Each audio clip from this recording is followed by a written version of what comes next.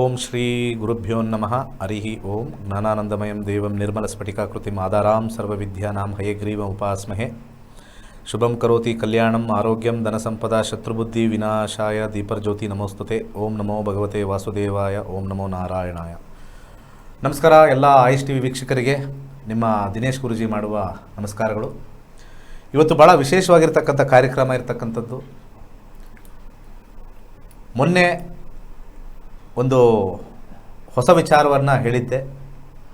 ನಮ್ಮ ಬೆಂಗಳೂರಿನಲ್ಲಿ ಪ್ಯಾಲೇಸ್ ಗ್ರೌಂಡಲ್ಲಿ ತ್ರಿಪುರವಾಸಿನಿ ಗೇಟ್ ನಂಬರ್ 2 ಅಲ್ಲಿ ವಿಶ್ವ ವಿಜಯೋತ್ಸವದ ಒಂದು ಸಮಾರಂಭ ಇರತಕ್ಕಂಥದ್ದು. ಬೆಳಗ್ಗೆ 8 ಗಂಟೆಯಿಂದ ಹಿಡಿದು ಸಂಜೆ 4 ಗಂಟೆವರೆಗೂ ಇರುತ್ತೆ.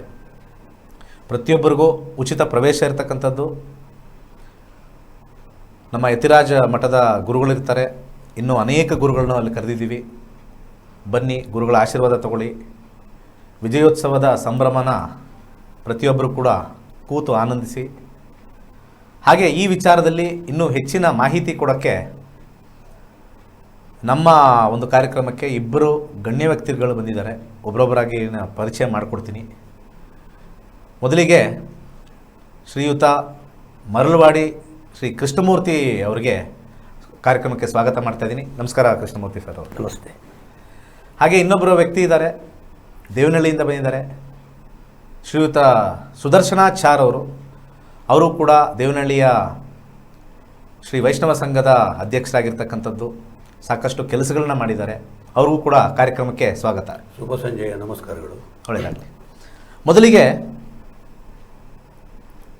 ಶ್ರೀಯುತ ಮರಳವಾಡಿ ಕೃಷ್ಣಮೂರ್ತಿಯವ್ರ ಬಗ್ಗೆ ಹೇಳಬೇಕು ಅಂತಂದರೆ ಪದಗಳು ಸಾಲಲ್ಲ, ಈ ಕಾರ್ಯಕ್ರಮವೂ ಸಾಲಲ್ಲ.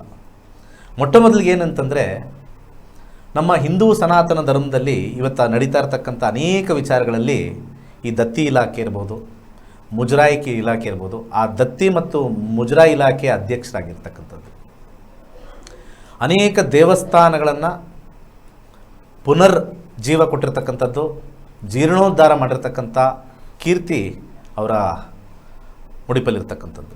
ಹಾಗೆ 35,000 ದೇವಸ್ಥಾನಗಳನ್ನು ಅವರ ಸರ್ವಿಸಲ್ಲಿ ಇರ್ತಕ್ಕಂಥದ್ದನ್ನೆಲ್ಲ ಜೀರ್ಣೋದ್ಧಾರ ಮಾಡ್ತಾ ಇದ್ದಾರೆ. ಇವತ್ತು ಕೂಡ ಅದರ ಬಗ್ಗೆ ಸಾಕಷ್ಟು ಅಲ್ಲಲ್ಲಿ ಪ್ರಚಾರ ಮಾಡಿ ಓಡಾಡಿ ನಮ್ಮ ಸನಾತನ ಧರ್ಮ ಉಳಿಸಿ ಬೆಳೆಸಬೇಕಾಗಿರ್ತಕ್ಕಂಥ ಒಂದು ವಿಚಾರ ಮಾಡ್ತಾ ಇದ್ದಾರೆ. ಹಾಗೆ ಅವರ ಕ್ಷೇತ್ರದಲ್ಲಿ ಮರಳವಾಡಿ ಆಗಿರ್ಬೋದು, ರಾಮನಗರ ಆಗಿರ್ಬೋದು, ಚನ್ನಪಟ್ಟಣ ಆಗಿರ್ಬೋದು, ಅನೇಕ ಅಲ್ಲಿ ಕ್ಷೇತ್ರದಲ್ಲೂ ಕೂಡ ಸಕ್ರಿಯವಾಗಿ ಅವರ ವಯಸ್ಸು ಹೇಳಬೇಕಂದ್ರೆ ವಯಸ್ಸು ಅಂತ ಹೇಳಬಾರ್ದು, ಅದರಲ್ಲೂ ಆ ವಯಸ್ಸಲ್ಲಿ ಹಿಂದೂ ಸನಾತನ ಧರ್ಮ ನಿಂತ್ಕೊಳ್ಬೇಕು. ಹಾಗೆ ಶ್ರೀ ವೈಷ್ಣವದ ಒಂದು ಪದ್ಧತಿ ಪ್ರಕಾರ ವಿಶಿಷ್ಟಾದ್ವೈತದ ಒಂದು ಸಿದ್ಧಾಂತದಲ್ಲಿ ನಾವು ನಡಿಬೇಕು, ಸಹ ಕುಟುಂಬವಾಗಿ ನಡಿಬೇಕು. ಹಾಗೆ ವಸುದೈವಕ ಕುಟುಂಬಕಂ ಅಂತ ಒಂದು ಪದ ಹೇಳ್ತಾ ಇರ್ತೀನಿ ಯಾವಾಗಲೂ, ಆ ರೀತಿ ನಡಿಬೇಕು ಅನ್ನೋ ಒಂದು ನಿಟ್ಟಿನಲ್ಲಿ ಅವರು ಸಾಕ್ತಾ ಇದ್ದಾರೆ. ಹಾಗೆ ಜಯನಗರದ ಶ್ರೀ ವೈಷ್ಣವ ಸಂಘದ ಮುಖ್ಯ ರೂವಾರಿ ಮತ್ತು ಅಧ್ಯಕ್ಷರಾಗಿದ್ದಾರೆ. ಹಾಗೆ ಇಲ್ಲಿ ಮಲ್ಲೇಶ್ವರದಲ್ಲಿರ್ತಕ್ಕಂಥ ಯತಿರಾಜ ಮಠದಲ್ಲೂ ಕೂಡ ಅಧ್ಯಕ್ಷರಾಗಿದ್ದಾರೆ. ಅವರ ಈ ಕಾರ್ಯಕ್ರಮ ಕುರಿತು ಮತ್ತು ಈ ಒಂದು ರಾಮಾನುಜರ ಕುರಿತು ಒಂದು 2 ವಿಚಾರಗಳನ್ನು ನಮ್ಮ ವೀಕ್ಷಕರಿಗೆ ಹೇಳಬೇಕು. ಆಹ್ವಾನನೂ ಮಾಡ್ತಾ ಇದ್ದೀವಿ ನಮ್ಮ ಕಡೆಯಿಂದ. ಒಂದು 2 ಮಾತು ನಿಮ್ಮ ಕಡೆಯಿಂದ. ವೀಕ್ಷಣೆ ಮಾಡ್ತಿರುವಂಥ ಕರ್ನಾಟಕದ ಸಮಸ್ತ ಬಂಧುಗಳಲ್ಲಿ ಪ್ರಥಮವಾಗಿ ನಾನು ವಂದನೆಗಳನ್ನು ಅರ್ಪಿಸುತ್ತಾ, ನಮ್ಮ ಗುರೂಜಿಯವರು ಹೇಳಿದಂಗೆ ಪ್ರಥಮವಾಗಿ 24ನೇ ತಾರೀಕು ಇದೇ ಭಾನುವಾರ ತ್ರಿಪುರವಾಸಿನಿ ಅರಮನೆ ಆವರಣದಲ್ಲಿ ನಡೀತಿರುವಂಥ ಬಹಳ ವಿಶಿಷ್ಟವಾದಂಥ ಕಾರ್ಯಕ್ರಮ ನಡೀತಾ ಇದೆ.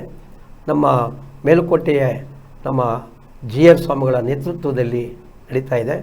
ಆ ಕಾರ್ಯಕ್ರಮಕ್ಕೆ ಪ್ರತಿಯೊಬ್ಬರೂ ಸಹಿತ ಕರ್ನಾಟಕ ರಾಜ್ಯದ ಎಲ್ಲ ನಮ್ಮ ಬಂಧುಗಳು ಹಾಗೂ ನಮ್ಮ ಬಾಂಧವರು, ಭಕ್ತರು ಎಲ್ಲರೂ ಸಹಿತ ಆಗಮಿಸಬೇಕಾಗಿ ನಾನು ಪ್ರಥಮವಾಗಿ ಈ ವಾಹಿನಿಯ ಮೂಲಕ ನಾನು ಕೋರ್ಕೊಳ್ತೇನೆ. ಹಾಗೆ ಆ ಕಾರ್ಯಕ್ರಮ ನಮ್ಮ ಸಂಪ್ರದಾಯ ರಾಮಾನುಜಾಚಾರ್ಯರು ವಿಶಿಷ್ಟ ಅದ್ವೈತದ ಪ್ರತಿಪಾದನೆ ಮಾಡಿದ್ದಾರೆ. ಹಾಗೆ ಈ ಕಾರ್ಯಕ್ರಮವೂ ಸಹಿತ ಕರ್ನಾಟಕದಲ್ಲಿ ಭಾಳ ವಿಶಿಷ್ಟವಾದಂಥ ರೀತಿಯಲ್ಲಿ ಆ ಕಾರ್ಯಕ್ರಮ ಮೂಡಿ ಬರ್ತಾ ಇದೆ.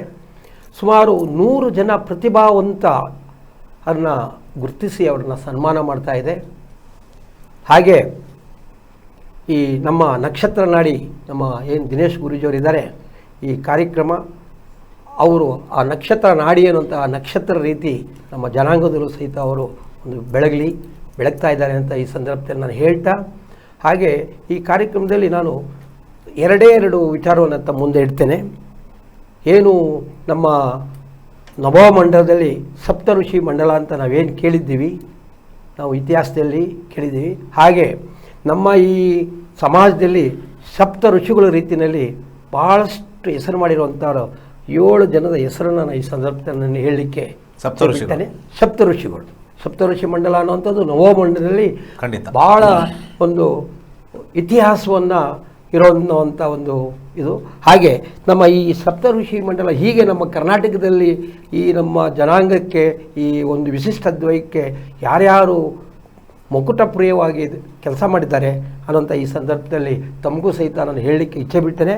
ಒಬ್ಬರು ಈಗ ಈ ಕಾರ್ಯಕ್ರಮವನ್ನು ಮಾಡ್ತಾ ಇರೋಂಥ ಯತಿರಾಜ ನಾರಾಯಣ GR ಸ್ವಾಮಿಗಳು 41ನೇ ಪೀಠಾಧಿಕಾರಿಗಳಾಗಿ ಯಾರೂ ಸಹಿತ 40 ಜನದ ಹೆಸರುಗಳೇ ನಮ್ಗೆ ಗೊತ್ತಿಲ್ಲ. ಹೌದು.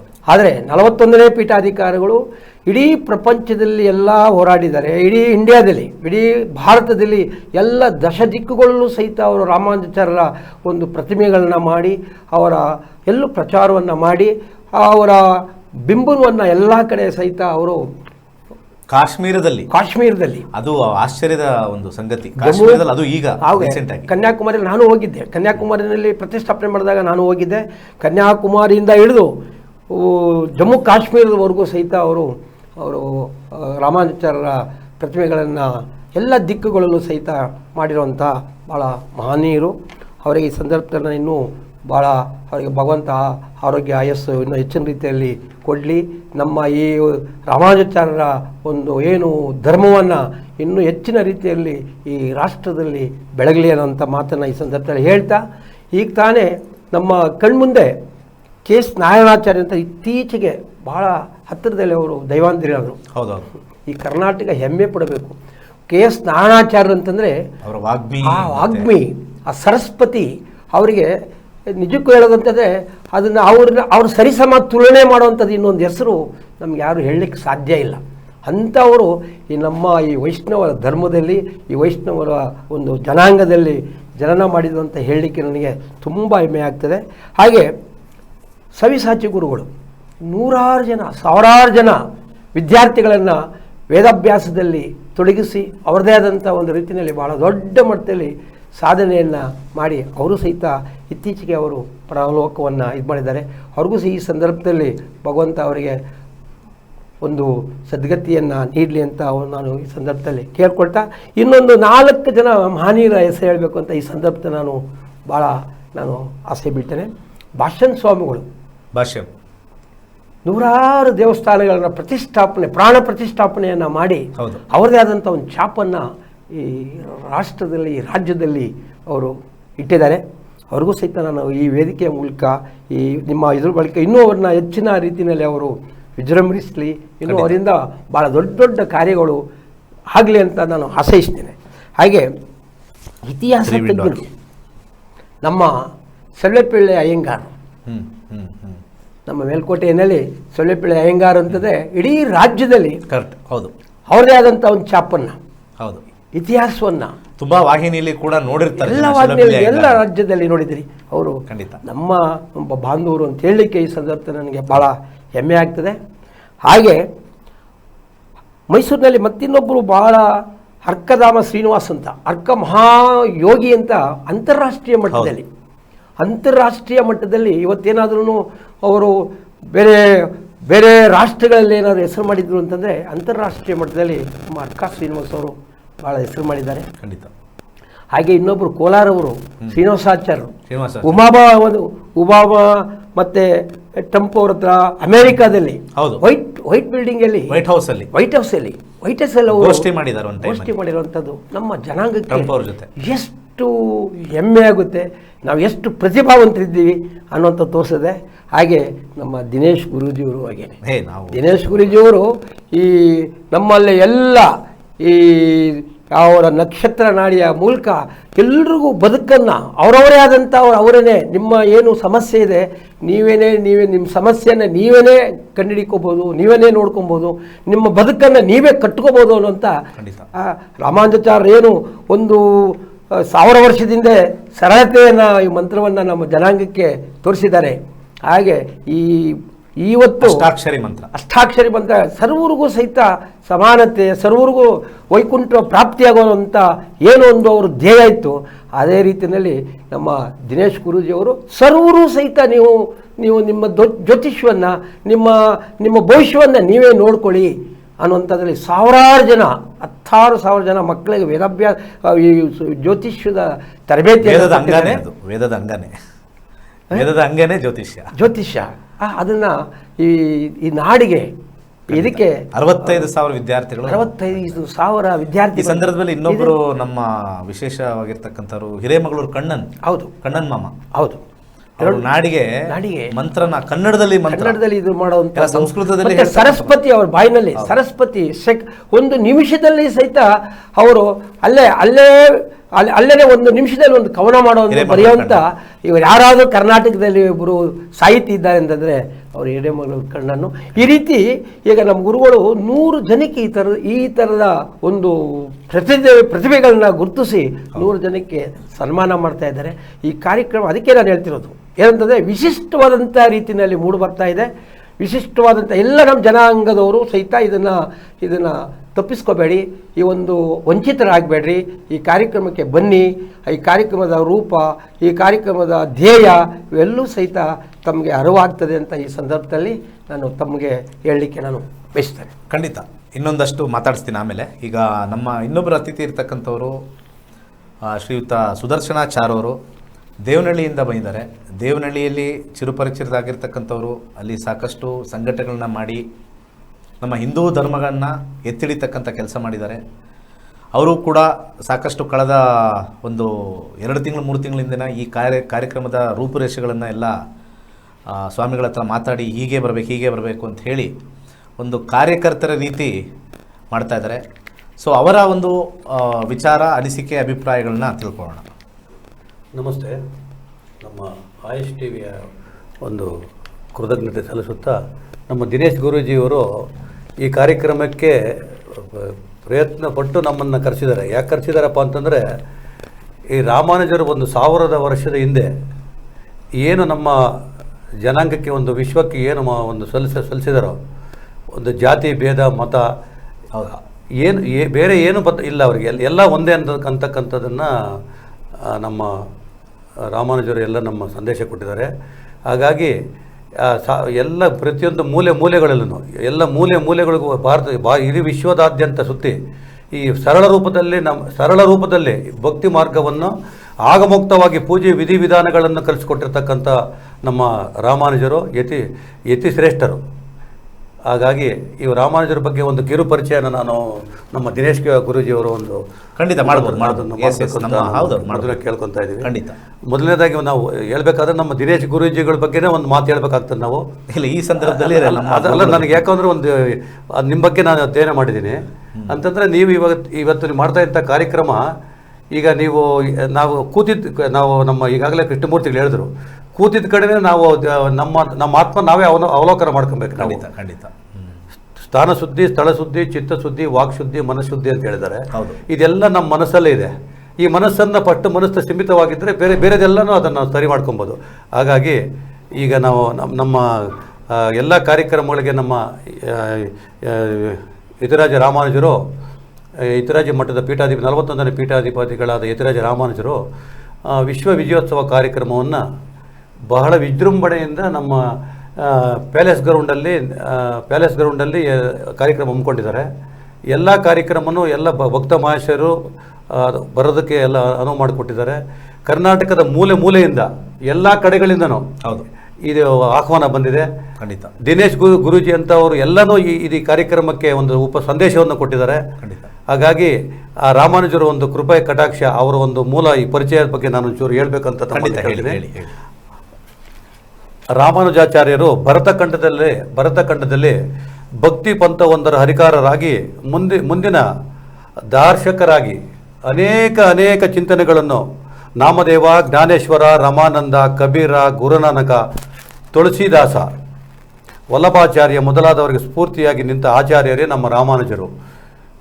ನಮ್ಮ ಕವಿಗಳು ಶ್ರೀ ರಾಮಾನುಜಾಚಾರ್ಯನ ಆದಿಶೇಷನೆಂದೇ ಧರೆಗಿಳಿಸಿ ಯತಿರಾಜನೆಂದು ಧರ್ಮವನ್ನು ಉದ್ಧರಿಸಿದರು. ರಾಮಾನುಜರು ತಮಿಳುನಾಡಿನ ಕಂಚಿ ಸಮೀಪದ ಪೆರಂಬೂರಿನಲ್ಲಿ ಕ್ರಿಸ್ತಶಕ 1017ರಲ್ಲಿ ಜನಿಸಿದರು. ಅವರ ತಂದೆಯವರು ಕೇಶವಾಚಾರ್ಯ, ತಾಯಿ ಕಾಂತಿಮತಿ, ಸೋದರ ಮಾವ ಶ್ರೀಶೈಲಪೂರ್ಣ, ಯಮುನಾಚಾರ್ಯರ ಶಿಷ್ಯ. ಇಂಥ ಸಂಸ್ಕೃತ ವಾತಾವರಣದಲ್ಲಿ ರಾಮಾನುಜಾಚಾರ್ಯರು ಬೆಳೆದರು. ಅವರ ಒಂದು ಭಕ್ತಿ ಸಂದೇಶನ ಚಿಕ್ಕಂದಿನಿಂದಲೂ ಅವರಿಗೆ ಜ್ಞಾಪಕ ಶಕ್ತಿಯಲ್ಲಿ ಭಾರಿ ಅವ್ರಿಗೂ ಶಕ್ತಿ ಇತ್ತು.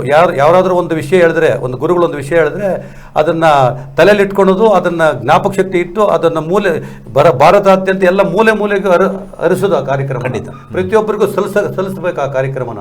ಆಮೇಲೆ ಆಗಮೋಕ್ತವಾಗಿ ಶಾಸ್ತ್ರೋಕ್ತ ಪೂಜೆ ವಿಧಿವಿಧಾನಗಳನ್ನು ಕಲಿಸ್ಕೊಟ್ರು. ದೇವಾಲಯಗಳನ್ನು ನಿರ್ಮಾಣ ಮಾಡಿದ್ರು. ಅಲ್ಲಿ ಕೆರೆ ಕಟ್ಟೆಗಳನ್ನು ಕಟ್ಟಿದರು.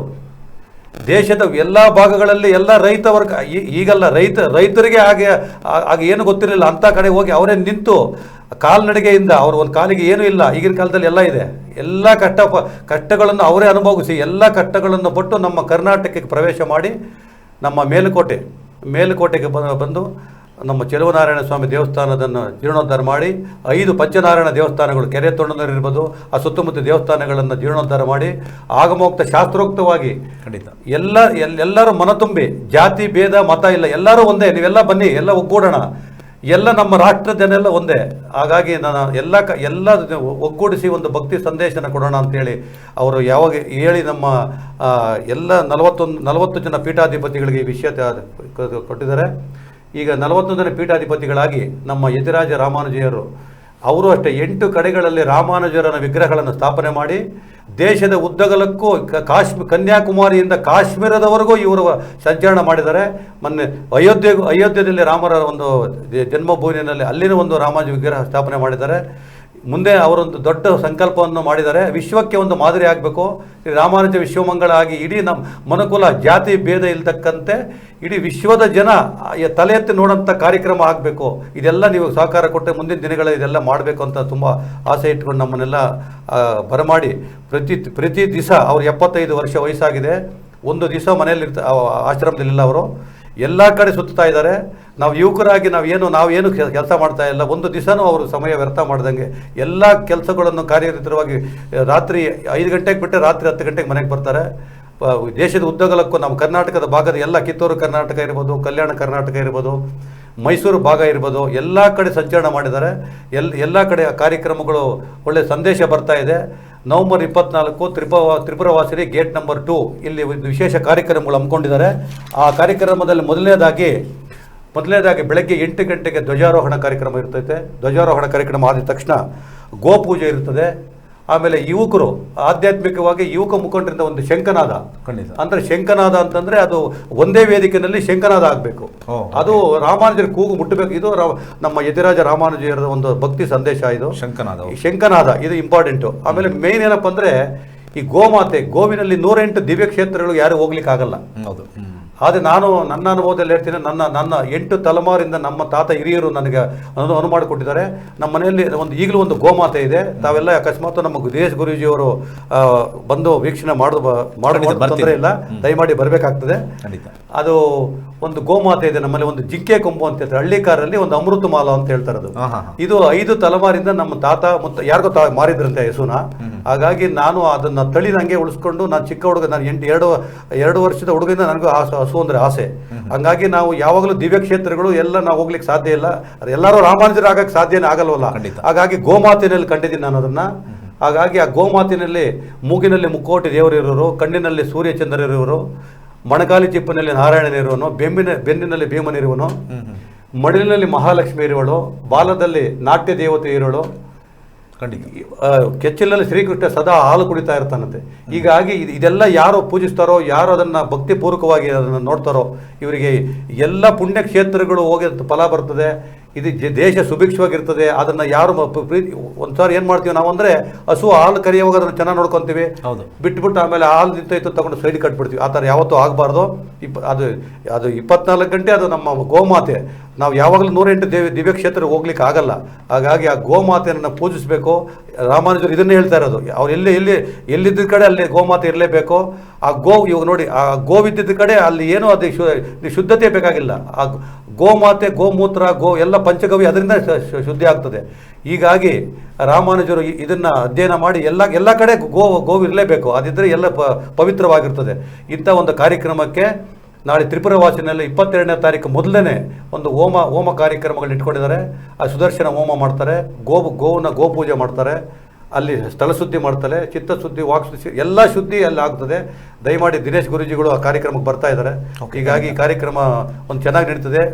ಊಟ ಬೆಳಗ್ಗೆನೇ ಟಿಫನ್ ಇರ್ತದೆ, ಫಲಹಾರ ಇರ್ತದೆ, 2 ಗಂಟೆಗೆ ಊಟ ಇರ್ತದೆ. ಅವ್ರ ಕಾಫಿ ತಿಂಡಿಗಳು ಎಲ್ಲ ವ್ಯವಸ್ಥೆ ನಮ್ಮ ಶ್ರೀ ಯತಿರಾಜ ರಾಮಾನುಜಿಯರು ಸ್ವಾಮಿಗಳು ಎಲ್ಲ ನಮಗೆಲ್ಲ ಸಂದೇಶ ಕೊಟ್ಟಿದ್ದಾರೆ. ಭಕ್ತಿಪೂರ್ವಕವಾಗಿ ಎಲ್ಲಿ ನಮ್ಮ ಹಿರಿಯರಿಗೆಲ್ಲ ಒಂದು ಸಪರೇಟಾಗಿ ಅವರಿಗೆಲ್ಲ ಒಂದು ವೇದಿಕೆ ಕೊಟ್ಟಿದ್ದಾರೆ. ಪ್ರತಿಯೊಬ್ಬರು ನಾವು ಜವಾಬ್ದಾರಿ ತಗೊಳ್ಬೇಕು. ಶ್ರೀಮತಿ ರಾಮಾನುಜಾಯ ನಮಃ ಎಂತ ಒಂದು ದಿವ್ಯ ಮಂತ್ರವನ್ನು ಒಂದು ಸಂದೇಶ ಕೊಟ್ಟಿದ್ದಾರೆ. ಇದನ್ನು ನಾವು ಸರ್ವರು ನಮ್ಮ ಎಲ್ಲ ಒಂದೇ ಒಗ್ಗಟ್ಟಾಗಿ ಆ ಕಾರ್ಯಕ್ರಮ ತೊಡಗಿ ಒಂದು ವಿಶ್ವಕ್ಕೆ ಒಂದೇ ಸಂದೇಶವನ್ನು ಕೊಡಬೇಕಂತ ತಮಗೆ ನಮ್ಮ ದಿನೇಶ್ ಗುರೂಜಿಯವರು ಒಂದೆರಡು ಮಾತಾಡೋಕ್ಕೆ ಅವಕಾಶ ಮಾಡಿಕೊಡ್ತಕ್ಕಂಥ ಮತ್ತು ನಮ್ಮ ಆಯುಷ್ ಟಿವಿ ಅವರಿಗೆ ಒಂದು ಕೃತಜ್ಞತೆ ಸಲ್ಲಿಸುತ್ತಾ ಶ್ರೀಮತಿ ರಾಮಾನುಜಾಯ ನಮಃ ಅಂತ ಹೇಳಿದ ಮಾತು ನೋಡಿ. ಈಗ ನಮ್ಮ ಗುರುಗಳು ಕೊಟ್ಟಿರ್ತಕ್ಕಂಥದ್ದು ಅಷ್ಟಾಕ್ಷರಿ ಮಂತ್ರ ಆಗಿರ್ತಕ್ಕಂಥದ್ದು ಓಂ ನಮೋ ನಾರಾಯಣಾಯ. ಅವರು ಜನಾಂಗ ಕೊಟ್ವಿ. ಯಾವುದೇ ಒಂದು ಭಕ್ತಿ ಮಾರ್ಗದಲ್ಲಿ ಹೋಗಬೇಕು ಅಂತಂದರೆ ದೇವರನ್ನು ಕಾಣಬೇಕಾದ್ರೆ ಗುರು ಮುಖೇನ ಕಾಣಬೇಕಂತೆ. ಅನೇಕ ಗುರುಗಳಿದ್ದಾರೆ, ಶಂಕರಾಚಾರ್ಯ ಇರ್ಬೋದು, ಮಧ್ವಾಚಾರ್ಯ ಇರ್ಬೋದು, ಅವರವರ ಅನುಯಾಯಿಗಳು, ಅವರವರ ಮೂಲ ಒಂದೇ. ಅನೇಕ ನದಿಗಳಿರ್ತಕ್ಕಂಥದ್ದು, ಎಲ್ಲ ನದಿಗಳು ಸೇರೋದೇ ಸಮುದ್ರಕ್ಕೆ. ಹಾಗೆ ನಾವೆಲ್ಲ ನದಿಗಳಿದ್ದಂಗೆ ಮೂಲ ನಾವು ಸಮುದ್ರಕ್ಕೆ ಸೇರ್ತಕ್ಕಂಥದ್ದು. ಒಂದು ಬಕೆಟ್ ಸಮುದ್ರದ ನೀರು ತೆಗೆದು ಅದರಲ್ಲಿ ನಾವು ವಿಂಗಡಿಸೋಕ್ಕಾಗಲ್ಲ. ಇದು ಈ ನೀರು ಆ ನೀರು ಈ ನೀರು ಅಂತ ಆಗ್ತಕ್ಕಂಥದ್ದು. ದಿ ಫೈನಲ್ ಡೆಸ್ಟಿನೇಷನ್ ಈಸ್ ಭಕ್ತಿ and the final frontier is devotion. ಆ ಡಿವೋಷನ್ ಮತ್ತು ಭಕ್ತಿ ತಂದಿರತಕ್ಕಂಥ ಅನೇಕ ಗುರು ಪರಂಪರೆಯಲ್ಲಿ ಶ್ರೇಷ್ಠರಲ್ಲಿ ರಾಮಾನುಜಾಚಾರ್ಯರು ಒಬ್ಬರು. ಸೊ ನಾವು ಈ ಮುಖಾಂತರ ಏನು ಹೇಳಬೇಕು ಅಂತಂದರೆ, ಅವರು ದೇವರ ಬಗ್ಗೆ ನಮಗೆ ಹೇಳಿದ್ರು, ನಮಗೆ ಗುರುಗಳೇ ಶ್ರೇಷ್ಠರು. ಗುರುವಂದನೆ ನಾವು ಮಾಡೋದು ಪ್ರತಿಯೊಬ್ಬರು ಕೂಡ ಓಂ ಶ್ರೀ ಗುರುಭ್ಯೋ ನಮಃ ಅಂತ ಮೊದಲು ಹೇಳೋದೇ ನಮ್ಮ ಗುರುಗಳು. ಸೊ ಆ ವಿಚಾರದಲ್ಲಿ ರಾಮಾನುಜಾಚಾರ್ಯರ ಪಾದಾವರಿಗೆ ನಮಸ್ಕಾರ ಮಾಡಿ ಈ ಕಾರ್ಯಕ್ರಮ ಯಶಸ್ವಿ ಆಗಬೇಕು ಅನ್ನೋ ಒಂದು ಕಾರ್ಯಕ್ರಮ, ಒಂದು ವಿಚಾರದಲ್ಲಿ ಸಕಲ ಐಎಸ್ ಟಿವಿ ವೀಕ್ಷಕರಿಗೆ ಆಹ್ವಾನ ನೀಡ್ತಾ ಇದ್ದೀವಿ, ಬನ್ನಿ. ಹಾಗೆ ಕಾರ್ಯಕ್ರಮಕ್ಕೆ ಬಂದಿರತಕ್ಕಂಥ ಶ್ರೀಯುತ ಮರಳವಾಡಿ ಕೃಷ್ಣಮೂರ್ತಿ ಸರ್ ಅವ್ರಿಗೂ ಕೂಡ ಅಭಿನಂದನೆಗಳನ್ನ ಸಲ್ಲಿಸ್ತಾ ಇದ್ದೀನಿ. ಭಾಳ ಅದ್ಭುತವಾಗಿ ಮಾತಾಡಿದ್ರು. ದಶ ದಿಕ್ಕುಗಳ ಬಗ್ಗೆ, ಕನ್ಯಾಕುಮಾರಿಯಿಂದ ಕಾಶ್ಮೀರದವರೆಗೂ ರಾಮಾನುಜಾಚಾರ್ಯ ಕಾಲ್ನಡಿಗೆಯಲ್ಲೇ ಹೋಗಿ ಕೆಲಸವನ್ನು ಮುಗಿಸಿದ್ರು. 120 ವರ್ಷಗಳು ಸತತವಾಗಿ ನಮ್ಮ ಭರತಖಂಡವನ್ನು ಆಲಿಸಿರ್ತಕ್ಕಂಥದ್ದು, ಓಡಾಡಿರ್ತಕ್ಕಂಥದ್ದು. ಹಾಗೇ ನಮ್ಮ ಶ್ರೀ ಸುದರ್ಶನಾಚಾರ್ಯ ಅವರು 108 ಕ್ಷೇತ್ರಗಳಿಗೆ ಒಂದೇ ಕಡೆ ಹೋಗಬೇಕು ಅಂದರೆ ಖಂಡಿತ ಅದು ಗೋಮಾತೆಯಿಂದ ವಿಚಾರದಲ್ಲಿ ಹೇಳಿದ್ರು. ಹಾಗೆ ರಾಮಾನುಜಾಚಾರ್ಯ ತತ್ವದ ಬಗ್ಗೆ, ವಿಶಿಷ್ಟಾದ್ವೈತದ ತತ್ವದ ಬಗ್ಗೆ ಮಾತಾಡಿದ್ರು. ಭಾಳ ಆನಂದದ ಒಂದು ಕಾರ್ಯಕ್ರಮ ಆಗಿದೆ. ಎಲ್ಲರೂ ಕೂಡ ನಮ್ಮ ಜೀವನದಲ್ಲಿ ಕೊನೆಯ ಘಟ್ಟದಲ್ಲಿ ಆನಂದಮಯವಾಗಿರಬೇಕು. ಸರಿ, ಶ್ರೀಮನ್ನಾರಾಯಣನ ಕೃಪಾ ಇರಬೇಕು. ಅದಕ್ಕಿಂತ ಹೆಚ್ಚಾಗಿ ಗುರುವಿನ ಆಶೀರ್ವಾದ ಇರಬೇಕು. ಸೊ ಕಾರ್ಯಕ್ರಮಕ್ಕೆ ಬಂದಿರತಕ್ಕಂಥ ಗಣ್ಯರಿಗೆ ನಮಸ್ಕಾರ ಸಲ್ಲಿಸ್ತಾ ನಮಸ್ಕಾರ. ಸೊ ಕಾರ್ಯಕ್ರಮ ಮುಗಿಸ್ತಕ್ಕಂಥ ಸಮಯ ಆಗಿದೆ. ಸೊ ಹಾಗೆ ಡಿಸೆಂಬರ್ 21ನೇ ತಾರೀಕು ನಮ್ಮ 105ನೇ ನಮ್ಮ ಬ್ಯಾಚ್ ಇರ್ತಕ್ಕಂಥದ್ದು. ಜ್ಯೋತಿಷ್ಯ ಕಲೀರಿ, ಅದ್ಭುತವಾಗಿರ್ತಕ್ಕಂಥ ಒಂದು ವೇದದ ಅಂಗ ಅಂತ ಹೇಳಿದ್ವಿ. ಸೊ ಹಾಗೆ 24ನೇ ತಾರೀಕು ಮಿಸ್ ಮಾಡಬೇಡಿ. November palace ground, Tripuravasini, gate number 2, 8 ಗಂಟೆಗೆ ಕಾರ್ಯಕ್ರಮ ಸ್ಟಾರ್ಟ್ ಆಗುತ್ತೆ. ದಯಮಾಡಿ ಬನ್ನಿ. ಹಾಗೆ ಕೊನೆಯದಾಗಿ ಈ ಒಂದು ವಸ್ತ್ರವನ್ನು ಗುರುಗಳು ಆಶೀರ್ವಾದ ಮಾಡಿ ಎಲ್ಲರಿಗೂ ಕೊಡ್ತಾ ಇದ್ದಾರೆ. ಖಂಡಿತ ಆ ಒಂದು ವಸ್ತ್ರನ ಖಂಡಿತ ನಿಮ್ಮ ಎಲ್ಲ ಕಷ್ಟ ಕಾರ್ಪಣ್ಯಗಳು ಗುರು ನಮ್ಮ ಜೊತೆಲಿದ್ದಾರೆ ಅನ್ನೋ ಒಂದು ಭಾವನೆಯಲ್ಲಿ ಹಾಕ್ಕೊಂಡು ನಾವು ಇರ್ತೀವಿ. ಒಳ್ಳೆಯದಾಗಲಿ. ಸರ್ವೇ ಜನ ಸುಖಿನೋ ಭವಂತು.